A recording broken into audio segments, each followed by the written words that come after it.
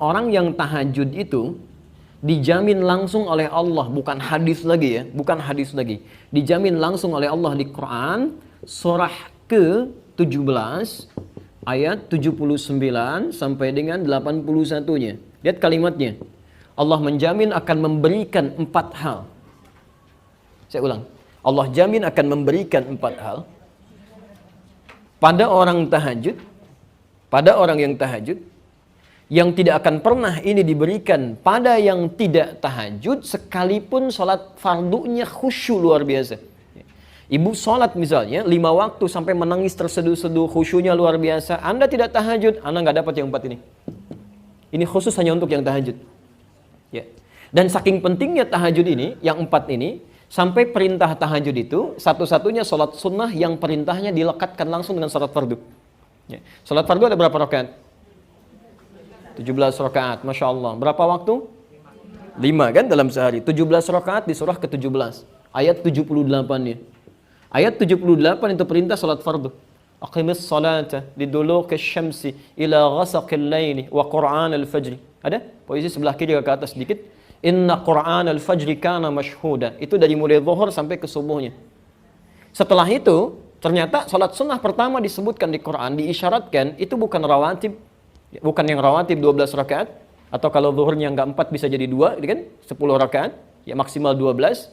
Kemudian bukan salat duha, bukan salat syuruk, tapi salat tahajud. Ayat 79-nya. Wa minal laili fatahajjad bihi. Dan di antara sebagian malam, gak usah semuanya. Kamu istirahat silahkan, kan? Istirahat dengan baik dan usahakan malam bangun ambil sebagiannya. Ya. Masya Allah, sebanyak apa sih butuh untuk memenuhi kebutuhan dunia? Udah siangnya sibuk, malamnya juga dunia juga. Kapan untuk akhiratnya? Katanya pengen masuk surga, kan? Maka disinilah kemudian dimintakan, kata Allah gak usah semuanya, sebagian aja yang bisa kamu hadirkan. Fatahajjad bihi, tunaikan tahajud nafilah. Ini hanya nafilah, tambahan saja, sunnah. Ya. Kalau kamu bisa kerjakan, kami berikan kemuliaan. Kalau tidak, kamu tidak berdosa. Tapi kalau bisa dikerjakan, lihat kalimatnya. Asa ayyab'afaka rabbuka maqaman mahmuda.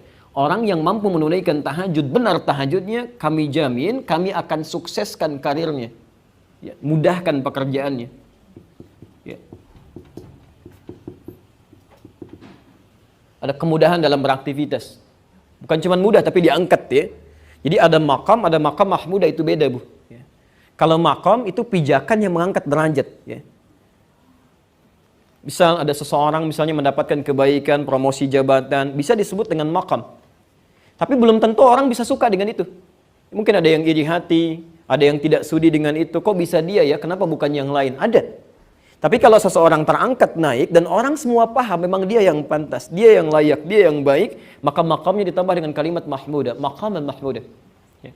Nabi datang, ini kan ayat turun untuk membebaskan Nabi dari kepungan orang-orang Quraisy. Ya, kemudian beliau keluar dari Mekah, hijrah ke Madinah kan?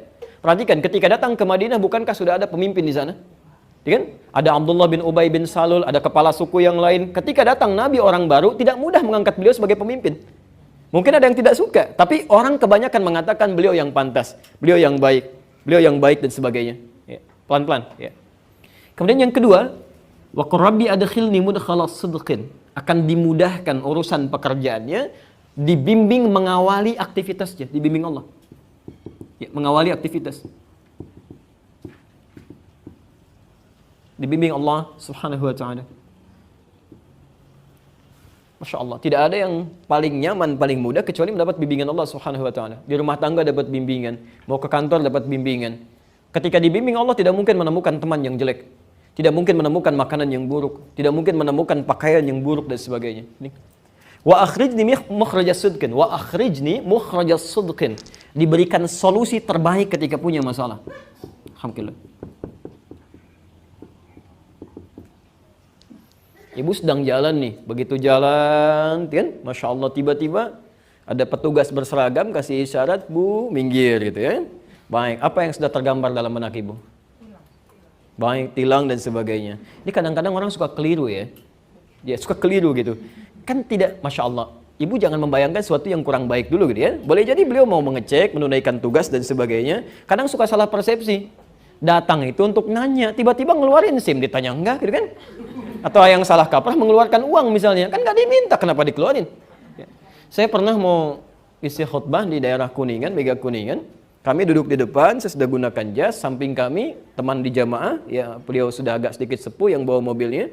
Qadarullah dihentikan oleh polisi. Ya, begitu mau sedikit masuk, diminta minggir. Minggir Pak katanya. Ya, begitu sudah merapat, beliau mau mengeluarkan SIM begini. Ya, si polisinya mengatakan mau kemana B, gitu kan? Beliau senyum, melirik kepada kami. Saya kemudian langsung saya jawab, mau Jumatan Pak. Saya khutbah gitu. Oh sudah langsung aja. Langsung aja. Lalu saya katakan kepada teman kami tadi, Pak, pertanyaannya kan mau kemana? Bukan minta SIM. Ya. Jadi kadang-kadang kita keliru dalam bersikap karena menjawab tidak sesuai dengan pertanyaan. Ya.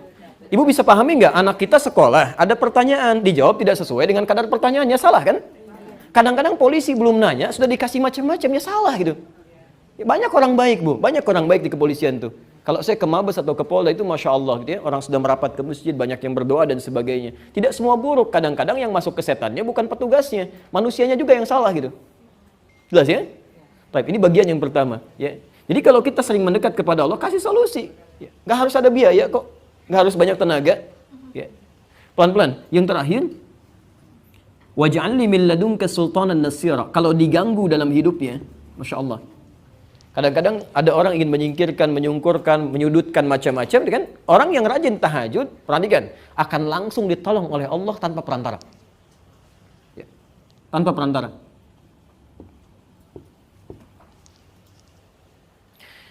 Saya agak sedikit cepat ya, karena bukan ini inti materi kita. Nah, sekarang perhatikan. Rumusnya, kalau ibu ingin menunaikan tahajud, isyarat-isyarat di fikihnya harusnya, sebelum dikerjakan tahajudnya, ini 4 ini keluarkan dulu Bu. Ibu tulis, tempelkan di samping dinding tempat kita tidur itu.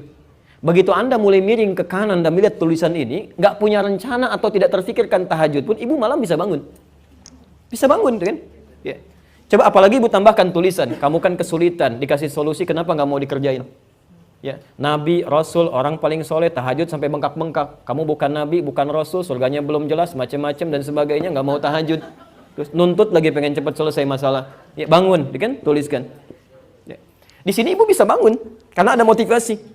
Ya, mulai persiapan, susun alarm sampai 3 kan? Alarm pertama mematikan alarm kedua, alarm kedua siap-siap dan seterusnya.